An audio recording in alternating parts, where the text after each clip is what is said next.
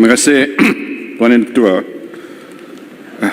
Saya bangun untuk menyokong titah ucapan diraja sempena pembukaan sesi Parlimen ke-14 penggal ketiga.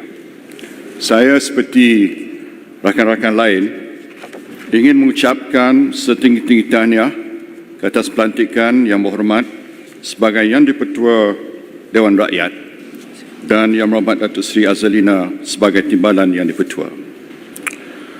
Sebagai permulaan, saya ingin mengucapkan syabas dan terima kasih ke atas kejayaan Kerajaan Perikatan Nasional dan frontliners mengawal dan membendung wabak COVID-19 dalam negara. Alhamdulillah, kita bersyukur kerajaan bertukar tangan pada masa yang paling tepat dan usaha tegas serta tiada kompromi telah memerangi wabak COVID sehingga berjaya menjadikan Malaysia sebagai antara segelintir negara-negara dalam dunia yang berjaya mengawal COVID. Berbanding dengan kerajaan dahulu, kerajaan kini nampaknya lebih fokus untuk menghentikan COVID-19. Kalau kerajaan PH sebelum ini hanya menyasarkan rakyat, tidak boleh ditegur dan jika ditegur akan didakwa. Sebagai contoh, seorang menteri PH memarahi rakyat yang mahu menyekat pelancong asing, mencari dan mendakwa dalam mahkamah rakyat yang mengeluarkan kebimbangan terhadap COVID dan beri gelaran kepada rakyat dengan gelaran seperti Corona Pelato. Satu lagi contoh, di BKL, di bawah Yang Berhormat Shah Alam, yang meluluskan perhimpunan tablik seramai 16,000 peserta ketika di tengah-tengah pandemik. Walau bagaimanapun, saya menyuruh kerajaan untuk lebih berjaga-jaga dan lebih tegas dalam usaha mengawal kes import sama ada dari warga kita yang pulang dari luar negara atau pelawat-pelawat asing, kerana ini antara punca utama kenapa beberapa negara lain terpaksa melaksanakan semula perintah berkurung selepas mereka pada mulanya percaya mereka telah berjaya mengawal COVID. Kuarantin dan saringan kes import adalah sangat-sangat penting. Sesiapa yang melanggar kuarantin mesti dikenakan hukuman penjara mandatory dan bukan dengan didenda atau dikompaun sahaja. Seperti satu kes yang berlaku di Sarawak baru-baru ini. Kita perlu ingat bahawa krisis COVID seluruh dunia masih dalam tren meningkat dengan jumlah kes baru setiap hari pada minggu ini sudah melebihi 200,000 orang setiap hari, iaitu 10 kali ganda berbanding jumlah kes baru 20,000 seluruh dunia semasa kita memulakan Perintah Kawalan Pergerakan Fasa Pertama pada 18 Mac lalu. Sebab itu, sebagai negara yang ekonomi terbuka, yang banyak bergantung kepada perdagangan antarabangsa, pengeluaran komoditi dan pelancongan, ianya tidak cukup sekadar Malaysia menang sahaja, tetapi negara-negara lain dalam dunia masih bergelut dengan ancaman COVID. Justru saya percaya bahawa krisis ekonomi COVID akan bertambah lebih teruk sebelum ianya memulih. Dengan izin Tuan Ibu Ketua dalam bahasa Inggeris, make no mistake, the worst is yet to come and we are not out of the woods yet. Jangan tersilap atau mengambil ringan. Ini adalah krisis ekonomi paling parah pernah negara dan dunia hadapi sejak 100 tahun lepas, iaitu sejak 1920-an yang dikenali sebagai The Great Depression. Sebagai contoh, ekonomi negara Singapura menjunam 41.2% pada suku kedua tahun 2020 berbanding suku sebelumnya, yang juga turut menurun 10.6%, manakala lebih 30 juta orang di Amerika Syarikat sudah kehilangan kerja. Perlu disedari bahawa ada lebih mudah sesebuah perniagaan ditutup atau dimufliskan berbanding untuk membuka perniagaan yang baru atau mencari pelabur. Sebab itu kita perlu memberi tumpuan paling utama kepada usaha untuk menentukan perniagaan-perniagaan dan pekerjaan yang sedia ada yang kini dalam keadaan cemas, supaya dalam apa juga keadaan, macam mana pun, jangan sampai gulung tikar. Pelbagai pertolongan dalam beberapa pakej prihatin sudah pun diumumkan kerajaan PN hari ini, tetapi bantuan kerajaan tidak boleh terhenti dan sentiasa perlu diubah sesuai mengikut keadaan. Negara-negara lain turut melaksanakan pakej-pakej bantuan baru dari masa ke semasa kerana krisis COVID sangat serius. Tuan Yang Pertua, kita tidak boleh main-main. Kerajaan PN jangan mengambil ringan krisis COVID. Seperti Menteri Kewangan PH yang umum kononnya Malaysia bebas risiko kemelesetan ekonomi pada bulan Februari 2020, dan pada ketika itu semasa wabak COVID mula mengancam. Selaras dengan hakikat ini, maka saya ingin menyarankan supaya Bank Negara Malaysia dan bank-bank kita mengkaji semula keputusan untuk tidak melanjutkan tempoh moratorium bagi peminjam. Ini adalah kerana saya amat bimbang banyak syarikat dan peminjam bank tidak mampu membayar ansuran bulanan bila moratorium tamat, sehingga terpaksa diisytiharkan muflis. Kita perlu sedar bahawa sebab utama bank-bank mahu bayaran ansuran disambung semula ialah supaya mereka ingin pokok atau bayaran prinsipal pinjaman dibayar agar mereka ada dana untuk menyediakan pinjaman semula kepada pelanggan baru. Sebaliknya, jika permintaan untuk peminjam baru juga telah menjunam, maka tiada keperluan untuk bank memaksa pelanggan mereka membayar semula pokok atau prinsipal pinjaman. Jika bank tidak mampu melanjutkan lagi moratorium untuk bayaran ansuran kepada kedua pokok dan faedah peminjam, pertimbangkanlah, Tuan Yang Pertua, pertimbangkanlah untuk memberi tempoh di mana peminjam cuma perlu bayar ansuran bulanan bagi bahagian faedah saja dan tidak melibatkan prinsipal. Dalam hal ini, kerajaan perlu lebih bertegas dan tidak tunduk kepada kemahuan bank-bank saja. Kerajaan dan tabung-tabung amanah berkait kerajaan adalah antara pemegang saham terbesar bank-bank di Malaysia, manakala seluruh industri bank adalah di bawah kawalan kerajaan. Sejak sekian lama, bank-bank mencatat keuntungan besar berbilion-bilion setiap tahun. Sebagai contoh, jika selama ini sebuah bank biasanya membuat keuntungan melebihi 5 bilion, tetapi tahun ini hanya mendapat keuntungan katalah 2 bilion sahaja, ianya tidak akan melumpuhkan sistem kewangan negara.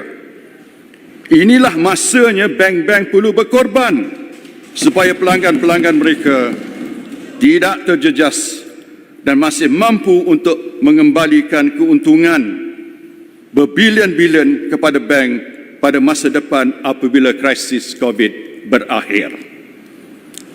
Kita juga perlu menerima realiti bahawa semua bidang perniagaan tidak memberi impak sama rata dari krisis COVID. Ada sektor-sektor tertentu yang memerlukan masa yang lebih lama lagi.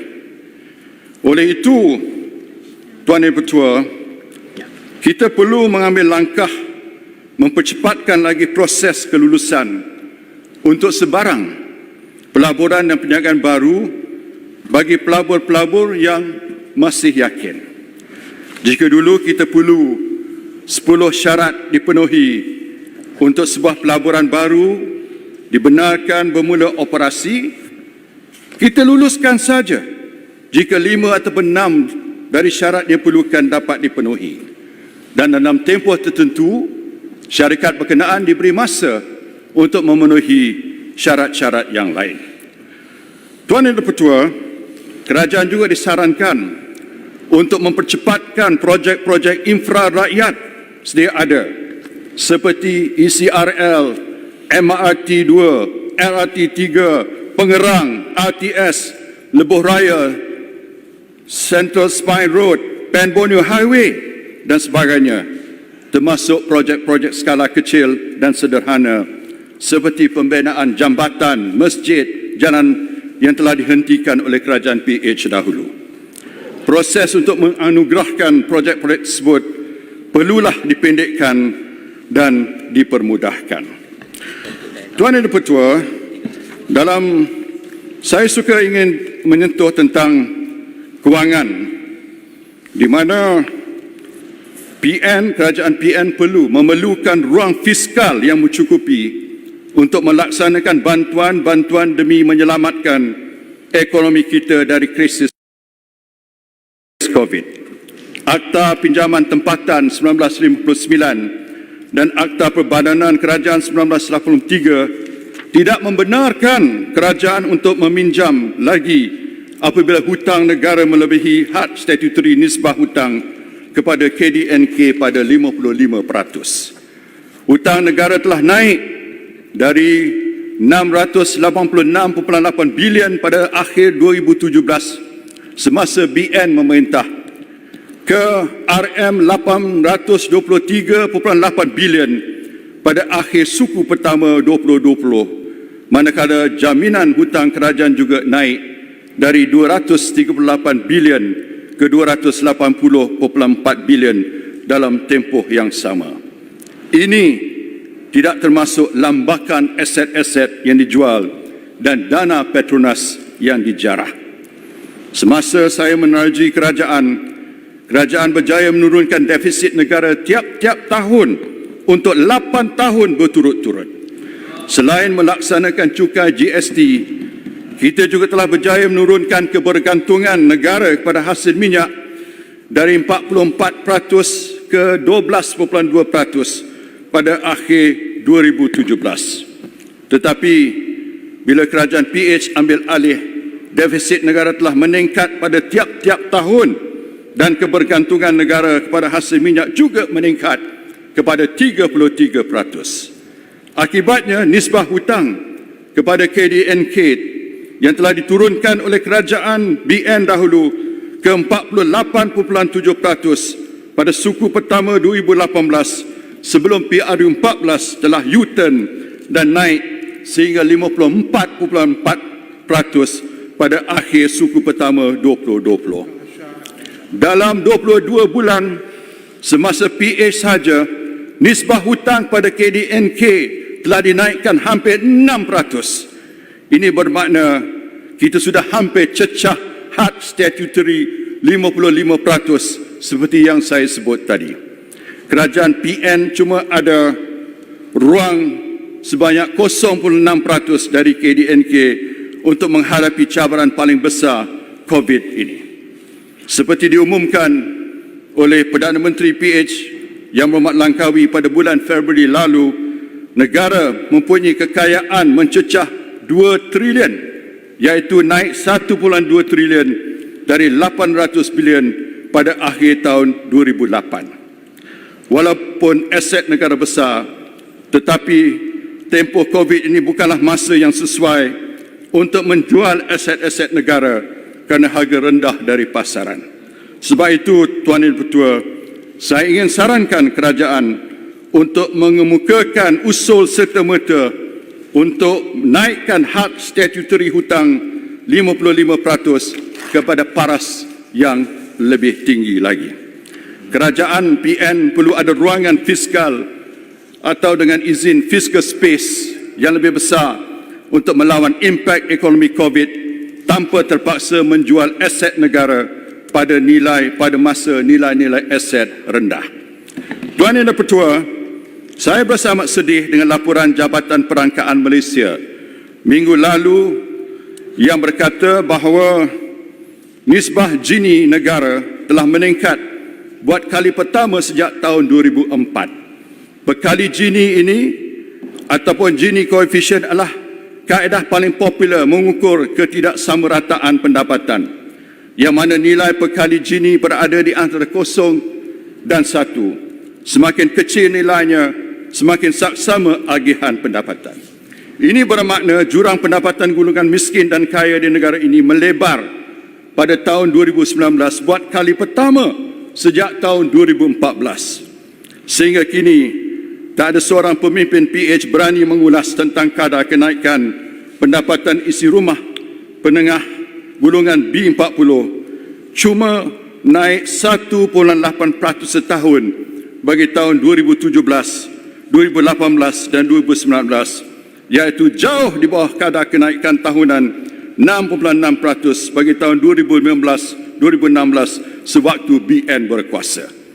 Tahun 2013 dan 2014 jauh lebih tinggi kadar kenaikan pendapatan golongan B40 adalah pada paras 19.1% kerana semasa itu BRIM telah mula dilaksanakan. Adakah kumpulan PH Plus fikir kadar kenaikan pendapatan tahunan 1.8% ada cukup bagi golongan B40 untuk menghadapi kos sara hidup yang semakin naik? Ini membuktikan bahawa dasar-dasar sewaktu kerajaan PH tidak membantu golongan B40 dan M40. Sebaliknya lebih memperkayakan golongan T20. Kadar 1.8% untuk tahun 2017 hingga 2019 ini pun tidak beri gambaran sebenar apa yang berlaku di bawah PH, kerana pada tahun 2017 ekonomi adalah mantap. Jika angka semasa tahun 2017 dikeluarkan, saya pasti pendapatan golongan B40 bagi tahun 2018 dan 2019 adalah negatif. Data resmi Jabatan Perangkaan ini sebenarnya mengesahkan tahun 2018 dan 2019 di bawah PH adalah masa yang sangat sukar bagi golongan B40, dan ini adalah sebelum krisis COVID bermula. Tuan Yang Dipertua, benar-benar zaman ikat perut. Pada zaman COVID ini, golongan B40 dan M40 juga adalah golongan yang akan menerima impak negatif yang paling besar. Maka mereka sudah menderita 2 tahun semasa pemerintahan rejim gagal kerasi, dan kerajaan PN tidak boleh membiarkan keadaan ini bertambah susah. Sebab itu saya harap kerajaan PN akan memberi keutamaan untuk memastikan kelangsungan golongan B40 dan M40 pada zaman krisis COVID ini. Tuan Yang Dipertua, dengan ini saya boleh saya mencelah sebelum Pekan duduk. Boleh. Ya. Tinggal 1 minit. Apa yang dicadang oleh Pekan supaya shilling 55% itu kita naikkan daripada KDNK. Bererti dengan lain perkataan, Pekan mencadangkan supaya kerajaan membuat satu bentuk tambahan lagi rangsangan supaya nanti wujud apa yang dipanggil sebagai V-curve. Sekarang ini ekonomi kita menurun begitu mendadak. Dengan rangsangan yang cukup besar, maka ekonomi kita juga boleh meningkat dengan mendadak. Adakah itu hasrat Pekan supaya ditambah lagi rangsangan 255 bilion itu mungkin double daripada angka yang ada sekarang ini? Apa pandangan Pekan? Pekan rumuskan sekali. Saya bersetuju dengan pandangan Yang Berhormat Pontian. Kerana bila kita menghadapi krisis pasca COVID ini, kita mesti melakukan apa saja. Maknanya bantuan tidak boleh terhenti, Tuan dan Ketua. Mesti berterusan dan mesti bertambah lagi sehingga ekonomi kita pulih dan kita dapat menjamin bahawa setiap perniagaan tidak akan muflis tapi dapat diteruskan. Terima kasih.